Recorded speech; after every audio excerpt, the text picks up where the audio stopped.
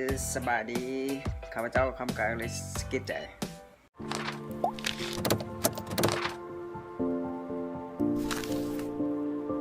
วันนี้เราจะมาเรียนเกี่ยวกับคำศัพท์อยู่ไกลตัวเขาแล้วเราสิว่าเป็นภาษาอังกฤษจังไดเมื่อเราเจอมันแล้วเราสิว่าเป็นภาษาอังกฤษจังไดโอเคไปเบิ่งนำกันเลยโอเควันนี้เราเห็นหยังอยู่หน้าเราตอนนี้ตัวอย่างคำว่าเจียเนาะโอเคคำว่าเจียตัวอย่างว่านี่แมนเจียตัวอย่างนี่แมนเจียตัวอย่าง This is a paper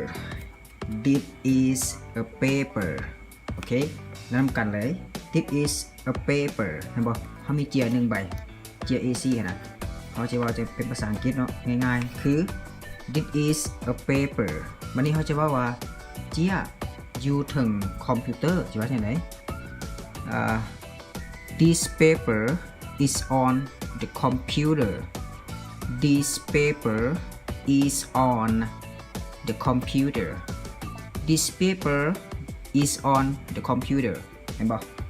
ง่ายๆเนาะโอเคต่อไปวันนี้ตัวอย่างว่าค่อยโอเคค่อยกำลังเล่นคอมอยู่ค่อยกำลังเล่นคอมอยู่ตัวอย่างค่อยจับคอมขึ้นมาสิค่อยกำลังเล่นคอมอยู่ตัวอย่างติ๊กไปติ๊กมาสิแล้วเขาจะว่าค่อยกำลังเล่นคอมสิว่าจังได๋ I am playing the computer I am playing the computer เห็นบ่ง่ายๆเนาะคือนี่เขาจะว่าภาษาอังกฤษง่ายๆวันนี้เขาจะว่าค่อย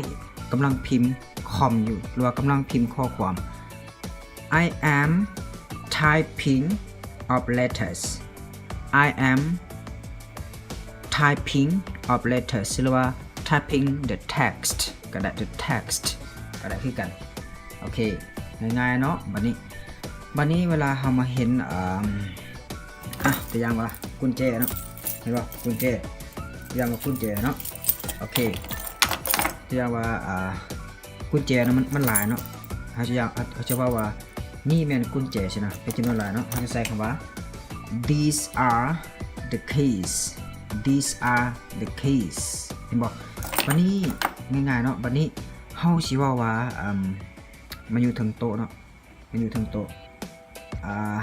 they are on the table they are on the table เห็นบ่มันอยู่ถึงโต๊ะเห็นบ่โอเค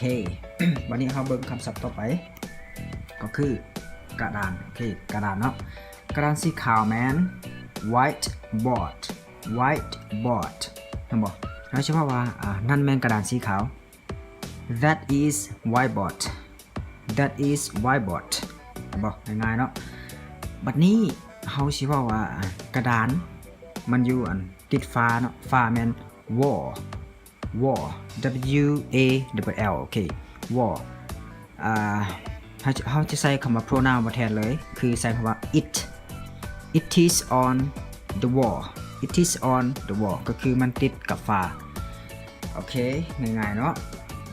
บัดนี้มาเบิ่งคำศัพท์ต่อไปก็คือ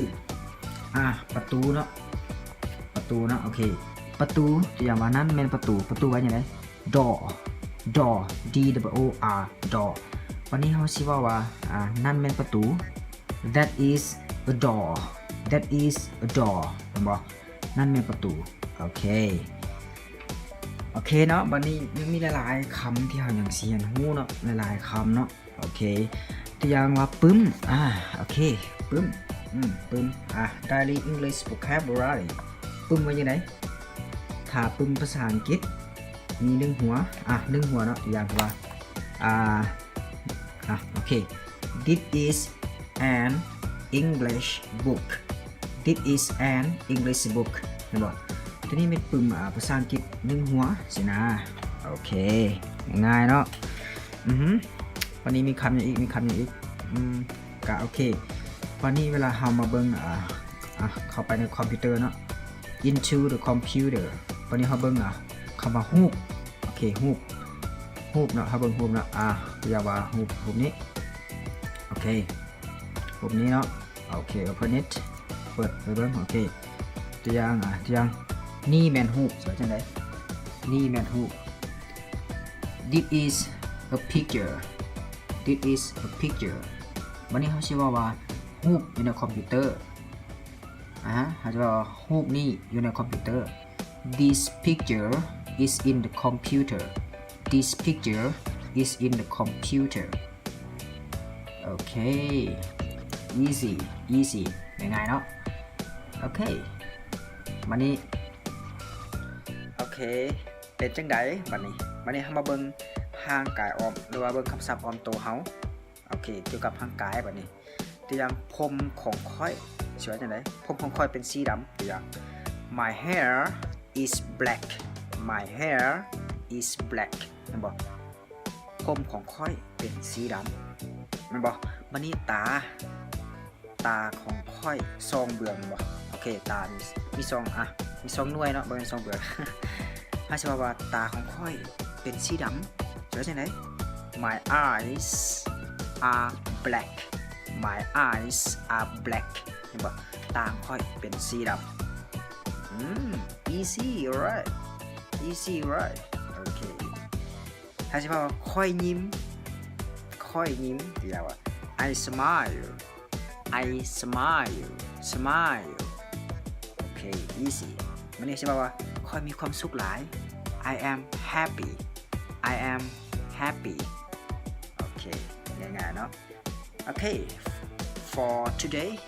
I think that's it and next time I will give you a bigger video about English for today. That's it. Thank you.